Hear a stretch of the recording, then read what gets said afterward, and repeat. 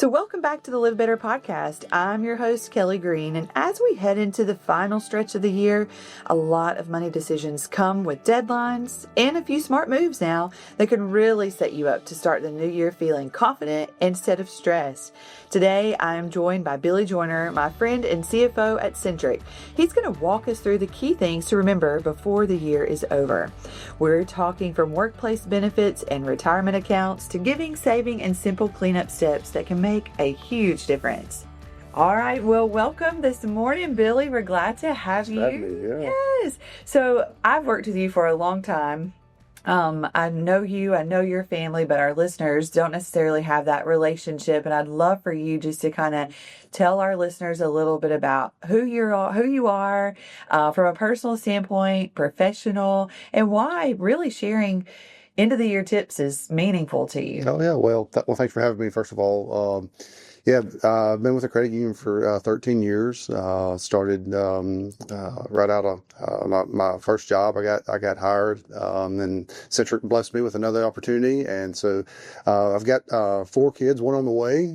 So it's two boys and 2 girls currently, but excited for the new one joining us. New one joining us soon. So, I like to do a lot of things with my family. We like to travel a lot. I'm always at the ballparks, dance recitals, and just enjoying each other. So I love it. So you're a big music fan? I love all types of music. And depending on that, my attitude today determines the music I listen to on the way to work. So yeah, I love music. I love that. Well, I am so glad to have you here. You share a lot of wisdom with our team, just really giving us overall insight. And you also kind of crack down on us a little bit when we're spending too much at the credit union, because it's really important that we manage our finances well for our members. Yeah, so everybody should be looking at the money they're spending, whether it's at home, whether it's at work, so just be cognizant of what's going on in your money. And what's so wild is people don't necessarily realize that there's some significant things you can do towards the end of the year to kind of set yourself up for a hopeful and positive, financial future for you. Well, so we're going to dive into a few things. So if someone only had 30 minutes to do year-end money prep, what are the top 3 actions that you would prioritize? I would just say, first of all, I think you need to understand where your tax contributions are at, and making sure you're getting the full match on all of your retirement contributions would be the first thing that I'd definitely look at. That's free money that you're giving away if you're not utilizing those. So if you have your employer has a 401k, make sure you're matching out all of that. And if you haven't maxed it out yet, just adjust some of your contributions at the end of the year. The next one would probably be updating your beneficiaries on all of your accounts. A lot of things happen in your life throughout the year. You may not think about it, but making sure all your beneficiaries are up to date. Yes. And making sure, like if you have an HSA or an FSA, making sure that you're fully contributing to those to make sure you're getting the tax benefit for those. It's interesting that you say updating your beneficiaries, because I hate to say this, you think about for life is a wonderful thing. If you have a new child that comes into this world, you certainly want to make sure that you're including them as a beneficiary. But, unfortunately, if, marriages come apart, there's a divorce or what have you, it's really something to take into consideration. Or if there's a death even, those are things to really consider and talk through. So it's very interesting. There's so many times that we've talked to folks and they've had their 401k, they worked with their employer. Maybe it's the same employer, for so long, and they've had a divorce, but they never changed their beneficiaries. And so there's no changing it once you're out of here. You know what I mean? It can get a little hairy there at the end if you don't make an adjustment. That's exactly right. So definitely think about those 3 things. So I love that you shared that. So I really want to kind of talk about, helping us understand, you talked about the 401k contributions, but how do give us some insight for people when they're really thinking about, okay, I really want to set up I want to match exactly what my employer's doing, or maybe should I consider giving 1% more? Kind of share with us what's your best advice for someone that's maybe just getting started with this? I would say you got to start somewhere, yes. Even if it's just a little bit. You'll never miss it if you never see it. So I would say you would start somewhere, whether it's $10, whether it's $100 a paycheck. But that's where I would start early on. You think you're just starting a job and you don't have the extra money to invest, but I encourage everyone to invest a little bit at least. That's right. To get some of the match. Well, I love that you said that, because if there's anybody that I know who can maximize a dollar, Billy, I think it's you, because you can save money. I think once you told me that you went a whole year without having lunch, you were like, I brought my lunch for a whole year, because you were proving to yourself that you're like, that's just an extra expense. Yeah, that's you save a lot of money by bringing your lunch to work every day. Right. Some of the things that's interesting, just to, in thinking of daily things that you can do, not necessarily year-end checklist, but one of the things is bringing your lunch. But also, if you just have to get out, like, don't buy a drink. Mm-mm. Drinks on average are $2.50 to $3 a drink. So one of the things that when me and my large family goes out to dinner, we usually hit the coolest Mexican restaurant around, and if they want to get queso, they're going to get water. So they get the option of queso or water. So because you think about it, I mean, I'm sure a bowl of queso now is like what, $10? $10, yeah. So I like that. You get queso. That's your options. You want a soda or queso? You got to make your choice. I love it. So a couple things. You mentioned HSA and FSA. So talk with us a little bit about that. So how is an HSA different from an FSA? And what's the smartest year-end move for people who have or want to start an HSA? Oh, I would say HSA. You can contribute to those throughout the year, and there's no necessary you use it or lose it. They kind of roll over every year. And so those are one of the most tax advantageous investments that you can have, because you can use it now or you can use it in the future. But an FSA is one where you fund it and you have to use it that year. So that's the main difference with those two. Sure, love it. So definitely consider, look and see what you have from an FSA. If there is something there, as far as, you think about your deadlines for, getting those taken care of, using those funds so they don't just go away, and then or you lose those, and making sure that you have the receipts. That's super critical. Yeah, turning all your receipts. Well, and I would say that most individuals, they don't really know what the FSA covers. It covers a lot of stuff. Yes. I had one at one time. I don't necessarily have one now, but actually I was able to pay my daycare through an FSA. And then so that so just make sure you understand what the FSA pays and what eligible expenses go through it. So, really helpful. It is. It's great. Definitely check into your employer. A lot of times, we'll have that information for you. So certainly if you've got questions about that and you think you have some extra money hanging around, what you might be able to use that for, certainly check in with them. So I was actually doing my Bible reading this morning, was talking about giving and why that's so critical and important. So I want to share with you, just kind of get your take on this from charitable giving. So what are the key kind of do this by December 31st reminders, and when does donating appreciated stock make sense? I would say, like, if you've got some donations that you need to make, and you want the tax advantage of them for this year, you need to make sure that you do it by the end of the year. And that's very, very key if you want to be able to claim that on your taxes.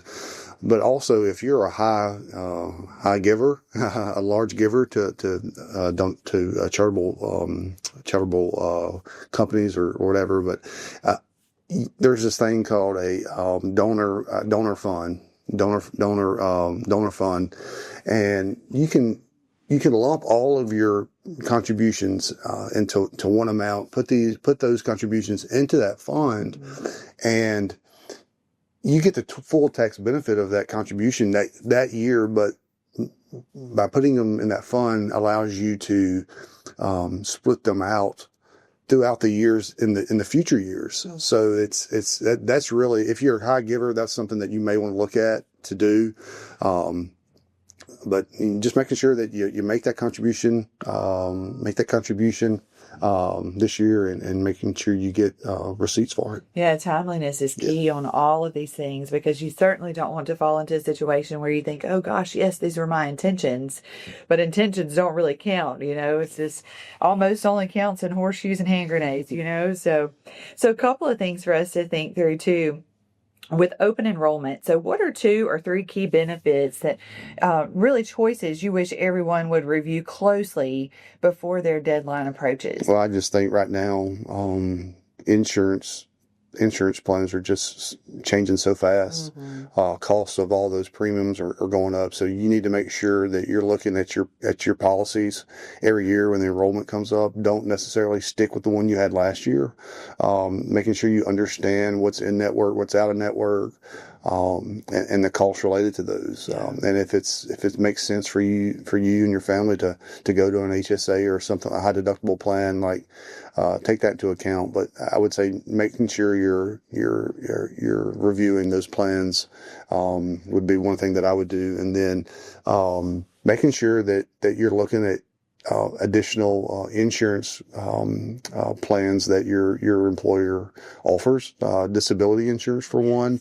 You never know what's around the corner. That's exactly right. And so, usually it's just a small amount that you can pay for those premiums, and those disability insurance will take care of you if something does happen to you or one of your family members. And then also making sure you're reviewing your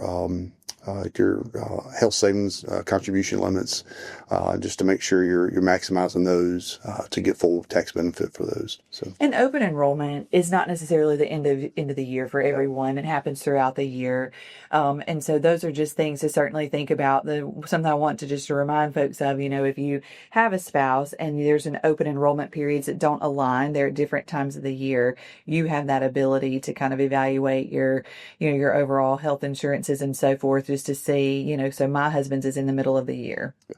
And so we have an opportunity to say, hey, let's take a look at that, even though ours is, was in October kind of situation.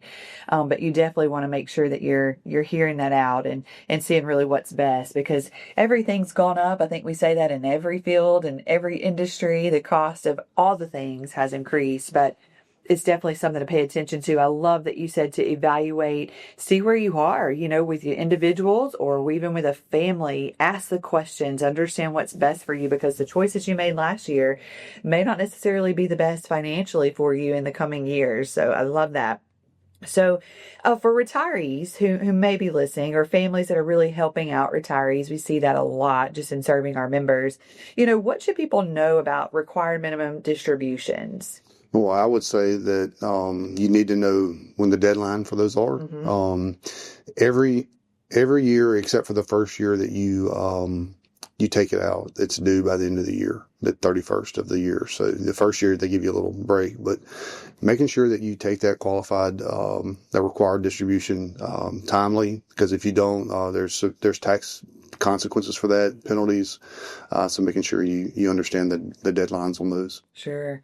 Definitely think about that. And do you have a reference point for anyone, Billy? Like if they've got questions about this, who can they maybe seek information from, or a website they might be able to visit? I'd say you need to reach out to some of your tax advisors or maybe your financial advisors that you're visiting with. We've got some great folks here at the credit union that can help as well for some questions if you have it. But just find somebody you trust and they'll visit with you. Absolutely. So good. And it doesn't cost anything to ask a lot of times, especially if you already have a relationship with them.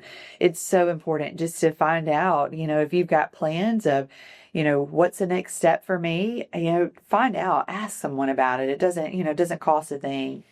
So final question here for the day. Okay. So what's one cleanup move, like consolidating old 401ks or updating beneficiary contact information, that can prevent major headaches next year, maybe beyond those two? Do you have any other recommendations? I would just say you need to have your budget in place. There you need to have your family budget.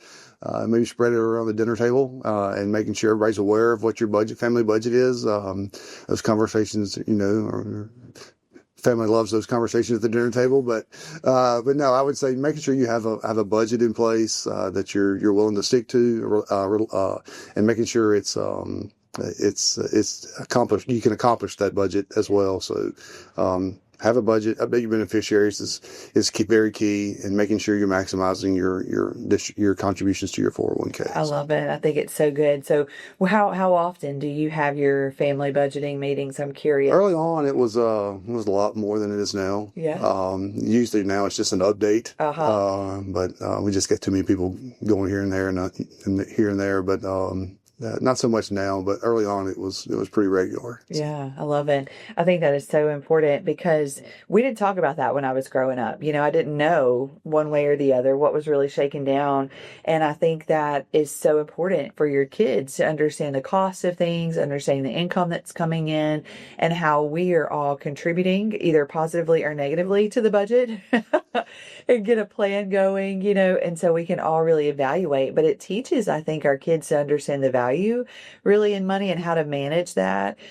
Maybe not to be so materialistic, but also to think about, hey, you teach them about investment, you teach them about giving and how to really serve in a holistic way, not just what can we do for our family, but with those of us that, may have been, fortunate this month or have a little bit extra, what can we do, to share that with others who might be in need? And so I think that's a wonderful conversation. Yeah, I would just say kids, they pick up so much. And they learn so much, and just by having conversations about money and understanding how much this costs or how much that costs, or they'll learn. They'll pick it up, just as they pick up their math homework or their reading. They'll pick up the money, and they'll become literate with finances, and that's what we're here for. We're trying to help our members live better, and start with our own families. That's exactly right. We have to live it out, walk the walk and talk the talk. And it's important that, I know you and I have been long-term members here at the credit union, and it's been important to us that we maximize the savings opportunities that we have here. There's multiple products and services that are free for us to use, just as simple as our mobile app, even linking all of our accounts to help us to see, our investment accounts, our savings. Where are we with that?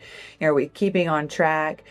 There's some really neat opportunities for you as an individual here at the credit union to jumpstart your savings, create a plan for you and your family, and you'll have a financial future to be proud of. That's right. Yeah. Well, Billy, thanks so much for joining us today. We are so glad that you're here to share this wisdom with us. Thanks for having me. So, Billy, thank you for joining us and helping make year-end money moves feel a lot more doable. And to our listeners, pick one or two items from today's conversation and knock them out this week. You'll thank yourself in January. For a list of items discussed today, see the link in our show notes for the end of the year checklist. If you enjoyed this episode of the Live Better podcast, please follow and share it with someone who could use a simple year-end checklist. I'm Kelly, and we'll see you next time. Until then, live better.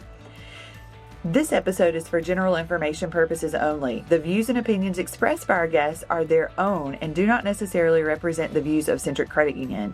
This content is not financial, tax, or legal advice. Please consult a qualified professional regarding your specific situation.